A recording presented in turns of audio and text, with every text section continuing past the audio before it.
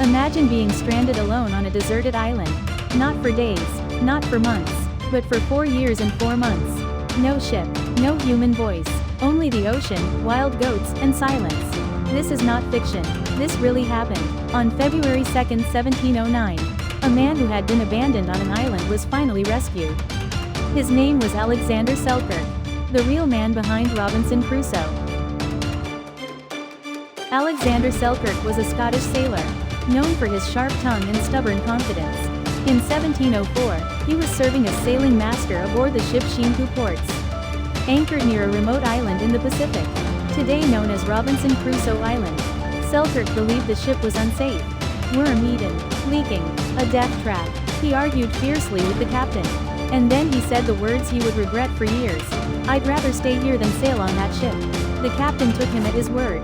Selkirk was left behind, with a musket, a knife, some tools, a Bible, and no way back. At first, Selkirk panicked. He stood on the shore, screaming at the disappearing ship. Then came hunger, fear, loneliness. But slowly, something changed.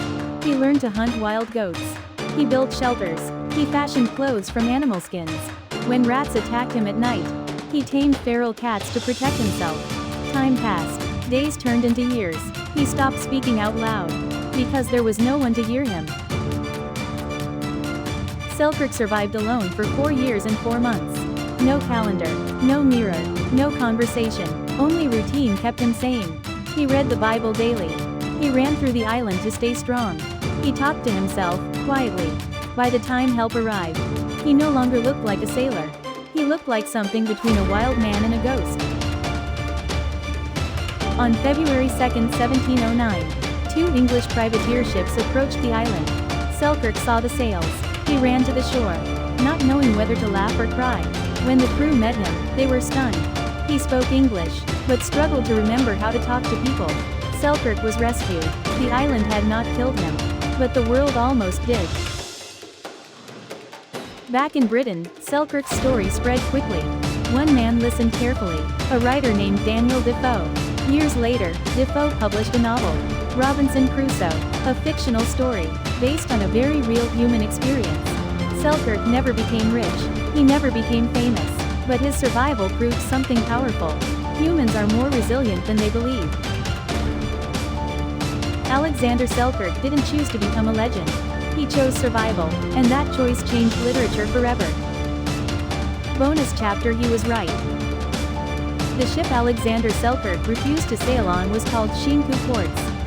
At the time, many thought Selkirk was reckless, arrogant, even foolish. Abandoning a ship for a deserted island sounded like suicide. But history tells a different story. After leaving Selkirk behind, Selkirk continued its voyage along the South American coast. Not long after, the ship began to fail. The same problems Selkirk had warned about. The hull weakened, water flooded in, repairs failed. Eventually, the ship was lost. Some crew members survived, only to be captured by Spanish forces and thrown into prison. Selkirk never learned this immediately. But the truth was clear. The man left alone on an island survived. The ship that sailed on did not. He wasn't reckless. He was right.